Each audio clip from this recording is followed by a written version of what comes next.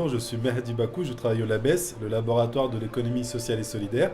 C'est un programme qui est porté par l'association Développement sans frontières Tunisie et notre mission c'est de professionnaliser les acteurs de la société civile, que ce soit les associations ou les entreprises sociales. Donc nous on pense qu'aujourd'hui c'est le moment ou jamais d'entreprendre et notamment d'entreprendre dans le social, dans l'environnemental. Parce qu'on pense que pour apporter des solutions efficaces aux problèmes sociaux, aux problèmes environnementaux, aux problèmes culturels, il faut avoir une nouvelle approche. Et cette approche, pour nous, c'est l'entrepreneuriat social qui cherche à réconcilier la performance économique avec l'intérêt général et donc d'apporter des réponses aux problèmes sociaux, environnementaux qu'on rencontre sur le territoire.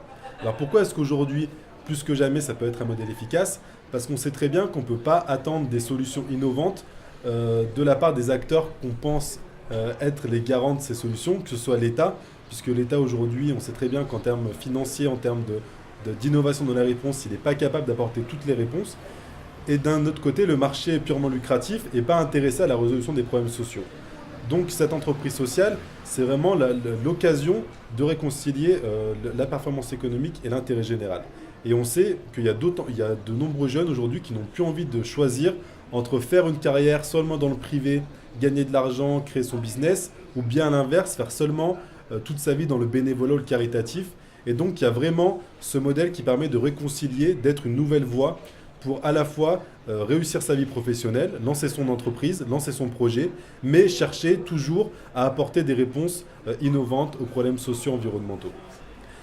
Alors nous déjà on a eu la chance à travers notre travail au LABES d'accompagner des jeunes entrepreneurs sociaux et de voir les résultats qu'ils arrivent à avoir sur le terrain, que ce soit sur la question de l'exploitation des femmes artisanes, que ce soit sur la question de la gestion des déchets, sur la question des transports, sur la question du handicap, sur la question des personnes âgées. Donc on voit qu'il y a une multitude de secteurs, une multitude de problèmes qui ne sont en fait pas des problèmes, qui sont des opportunités à saisir pour essayer d'en faire des projets viables à la fois économiquement et pour apporter des réponses efficaces. Et d'autant plus comme je sais qu'il y a de nombreux jeunes ingénieurs qui sont à l'ENIT, c'est une des chances pour faire réussir l'entreprise sociale, ça va être d'intégrer l'innovation dans le social, l'innovation dans l'environnemental. Comment est-ce qu'on va mobiliser les nouvelles technologies, les nouveaux moyens de communication pour apporter des réponses plus efficaces. Et puis en même temps, l'innovation, au final, c'est quelque chose de beaucoup plus global. Et c'est ça l'innovation sociale, c'est comment est-ce qu'on va penser un nouveau modèle, penser un nouveau système d'organisation qui va permettre petit à petit d'aller vers un modèle économique qui soit plus durable, qui soit gagnant-gagnant et qui permette à tout le monde de jouer son rôle dans l'avenir de notre pays. Alors un petit message pour vous encourager, c'est qu'il faut être réaliste. Le parcours est dur, c'est le parcours du combattant. D'autant plus si vous voulez avoir un impact social, un impact environnemental, ça va être une difficulté en plus, mais c'est ça qui doit vous motiver. Il ne faut jamais perdre l'espoir de vouloir résoudre un problème.